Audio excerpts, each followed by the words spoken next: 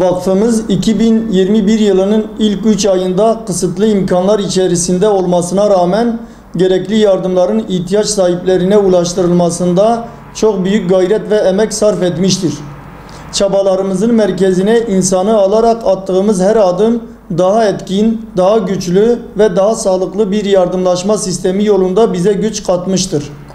2017 yılında Yetimler Vakfı'nın kurulmasıyla yardımlaşma alanında sürdürdüğümüz çalışmalar daha dinamik bir yapıya kavuşmuştur. Hiçbir ayrım gözetmeden, hiçbir ihmale fırsat vermeden imkanlar dahilinde ihtiyaç sahibi yetimlerin hizmet ve yardımına koşarak insan odaklı hizmet anlayışımızı şeffaf bir şekilde sürdürmekteyiz. Politika ve stratejilerimizin amacı yetim ve mağdur ailelerimize maddi ve manevi destek olmaktır. Vakfımız üye ve gönüllülerden oluşan ekipleriyle ihtiyaç sahibi her ailenin, her ferdin yardım çağrısına cevap verecek bir sisteme kavuşma hedefindedir. Temel amacımız yetim, öksüz, zayıf, fakir ve kimsesizlere gerekli insani yardımı ulaştırarak bu insanlar için sürdürülebilir bir yaşamı mümkün kılabilmektir.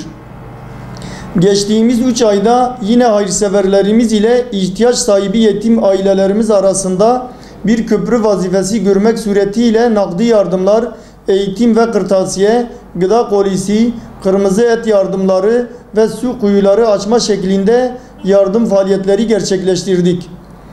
Yurt içinde 3253 yetim annesi, yetim bursu ve yetim aylığı olarak 325.300 lira, 4018 lira değerinde tablet ve kırtasiye malzemesi, yüzlerce ailenin çocuklarına 34.100 lira değerinde giyim malzemesi, 1400 lira değerinde alışveriş çekleri, 264 ailemize 39.600 lira değerinde gıda kolileri ve yüzlerce aileye 119.400 lira değerinde 1 ton 990 kilogram kırmızı et dağıtımı gerçekleştirdik.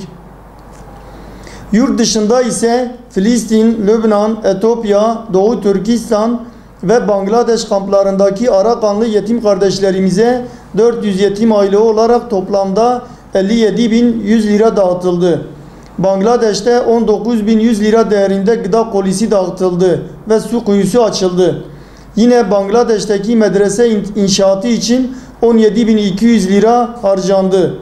Irak'ta fakir ailelere ise 125.220 lira değerinde giyim yardımları yapıldı. Geçtiğimiz 3 ayda yurt içinde 523.818 lira, yurt dışında ise 219.020 lira olmak üzere toplamda 742.838 lira nakdi ve aynı yardımlar yapıldı. Bu faaliyetler ile projelerin gerçekleştirilmesinde destek ve katkıları olan kurumlara ve hayır sahiplerine, pandemiden dolayı oluşan sıkıntılara rağmen sahada fedakarlık göstererek yardımların ihtiyaç sahibi ailelere ulaşmasında katkıda bulunan üye ve gönüllülerimize ve ellerindeki imkanı ihtiyaç sahipleriyle paylaşmaktan çekinmeyen tüm yetim dostlarına teşekkür ediyor, hayırlı Ramazanlar diliyoruz.